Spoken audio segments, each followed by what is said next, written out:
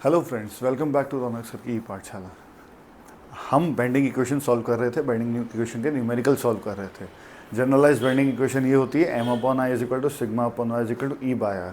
ठीक है, ये देख लिया था और लास्ट वीडियो में एक बेसिक न्यूमेरिकल देखा था कि किस तरह के न्यूमेरिकल्स आते हैं। आज एक थोड़ा कंसेप्चुअल न्यूमेरिकल लेके आए हैं जिसमें थोड़े से ज़्यादा कंसेप्ट लगेंगे, लेकिन पहले वाले अगर आपने 2 वीडियोज़ देखे हैं तो ये ईजिली हो जाएगा सॉल्व। ठीक है, ऑफलाइन में वैसे मैं ये करवा चुका हूँ, ऑनलाइन में एक बार और करवा देता हूँ।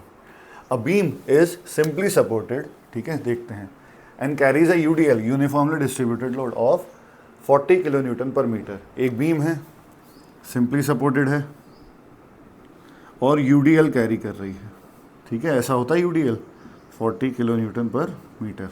ठीक है, section of the beam rectangular है, चलिए ये रेक्टेंगल दिया हुआ है, एंड डेप्थ इज 500 mm।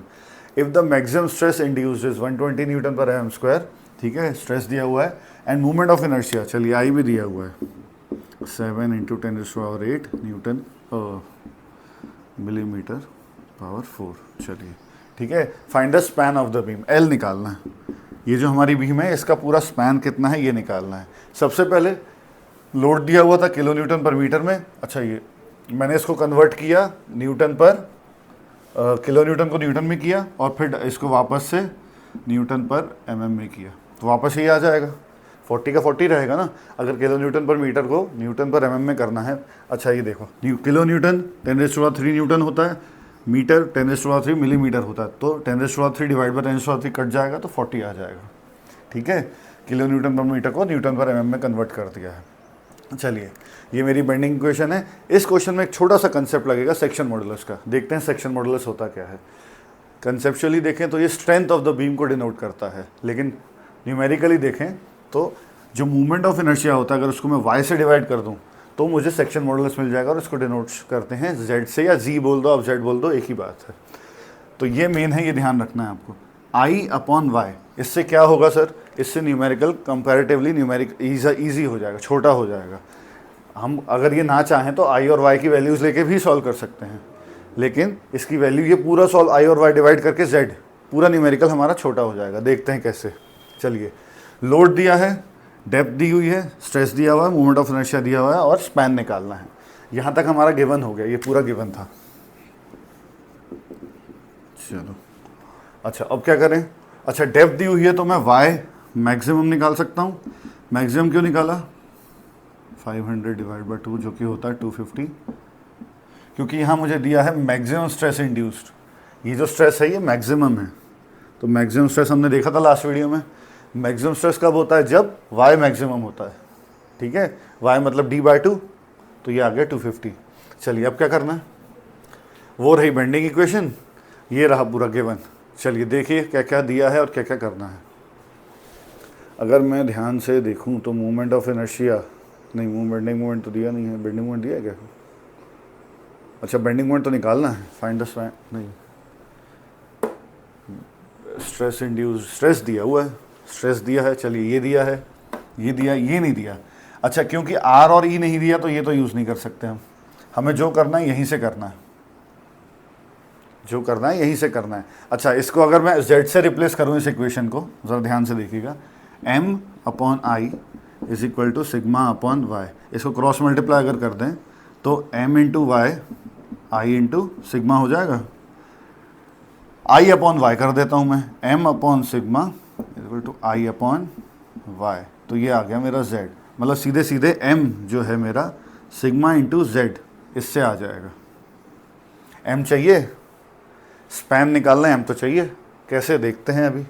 सबसे पहले तो मैं ये मिटा देता हूँ। अच्छा, ये क्या किया फिर से देख लो, इस पोर्शन का हम यूज़ नहीं कर सकते क्योंकि यंग्स मॉडुलस नहीं दिया और रेडियस कहीं गिवन नहीं है, तो मुझे जो करना है इसी पोर्शन से सॉल्व करना है।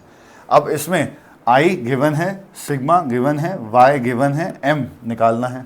या तो मैं इसका यूज़ कर लूँ या तो मैं सेक्शन मॉडुलस से रिप्लेस करके डायरेक्ट ये फॉर्मूला कर लूँ, एक ही बात है। चलिए देखें z क्या आ रहा है, z आता है आई अपॉन, आई गिवन है मुझे 7 × 10⁸ और डिवाइड बाय 250 z। अब ये ऐसे सॉल्व होगा नहीं, तो इसको कैलकुलेटर पे सॉल्व करेंगे। चलिए,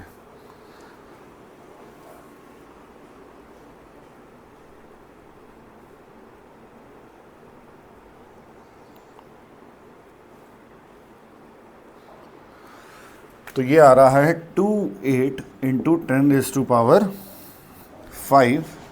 यूनिट क्या होगी इसकी, z की यूनिट। हाँ, ये एक इंपॉर्टेंट चीज़ उठ के आई। I की यूनिट होती है mm की पावर 4, y की यूनिट होती है mm, तो ये आएगा mm टू द पावर 3, ये आ गया मेरा z। अब जो I अपॉन y की चीज़ है डायरेक्ट भी पुट करो, नहीं तो z से सीधे रिप्लेस कर दो इसे। चलिए देखें, m डायरेक्ट आ जाएगा, अब सिग्मा 120 इंटू 28 इंटू 10⁵ एक मिनट, सही कर रहे हैं? हाँ सही कर रहे हैं। चलिए इसको भी सॉल्व कर लेते हैं कैलसी पे जल्दी से। आप भी करो बेटा, मैं भी करता हूँ, जल्दी से कैलकुलेटर उठाओ, इतने भी आलसी मत बनो। चलिए जल्दी से, क्या है?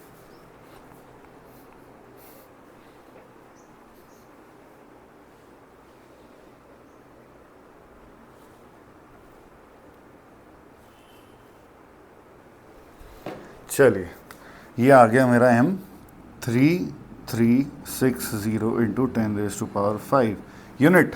m की यूनिट कौन बताएगा?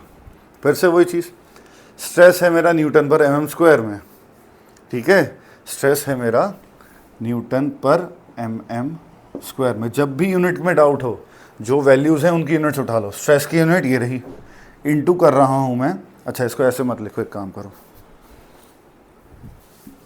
चलिए m होता है सिग्मा इंटू z, स्ट्रेस होता है न्यूटन पर mm² गिवन है, इंटू z की वैल्यू अभी मैंने देखी मिलीमीटर 3, ये कट गया इससे, तो ये आ गया न्यूटन मिलीमीटर।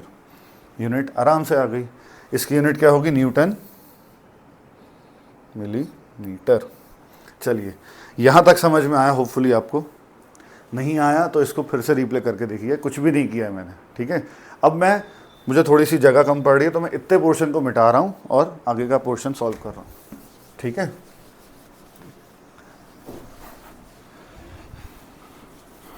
चलिए m आ गया। अच्छा अब मेन चीज़ आती है जो कंसेप्ट, यहाँ तक तो m आ गया था मेरा। अब सिंपली सपोर्टेड बीम में जब यूडीएल लगता है तो m मैक्सिमम क्या होता है? ये पढ़ा था हमने बेसिक्स में। जल्दी से ऑफलाइन वाले बच्चे बताएं। सिंपली सपोर्टेड बीम में जब यूडीएल लगता है तो मैक्सिमम बेंडिंग मोमेंट कब आता है? WL²/8, और यही बेंडिंग मोमेंट इसके इक्वल है 3360 इंटू 10⁵ न्यूटन में mm। बस दोनों को इक्वेट करना है और कुछ भी नहीं करना। इसकी वैल्यू आ गई 3360 इंटू 10⁵। चलिए मिटा देते हैं इसको भी, और हमारा फाइनल आंसर जो हमें निकालना था, क्या निकालना था हमें? स्पैन ले आते हैं। सो L² की वैल्यू, अच्छा W की भी वैल्यू पुट कर दो अभी, 40/8 = L² की वैल्यू आ जाएगी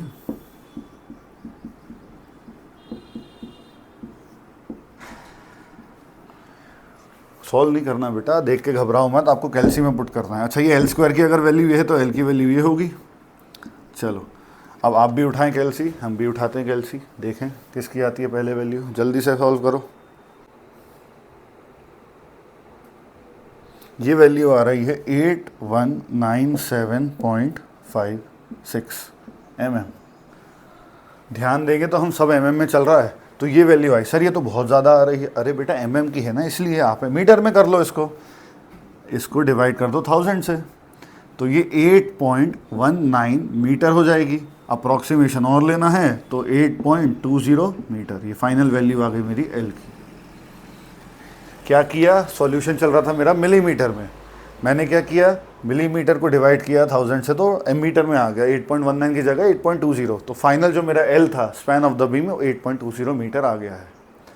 होपफुली आपको ये वीडियो समझ में आया होगा। नहीं आया होगा तो मेन रीज़न होगा ये, सिंपली सपोर्टेड बीम यूडीएल में मैक्सिमम बेंडिंग मोमेंट WL²/8। बाकी एक बार आप फिर से देखेंगे तो पूरा न्यूमेरिकल ईजी है, कुछ भी नहीं है, कंसेप्ट बस क्लियर होने चाहिए आपके। तो जो आप पुराने वीडियोस हैं वो देख लीजिएगा और फिर ये एक बार दोबारा चेक कर लीजिएगा। चलिए मिलते हैं अगले वीडियो में।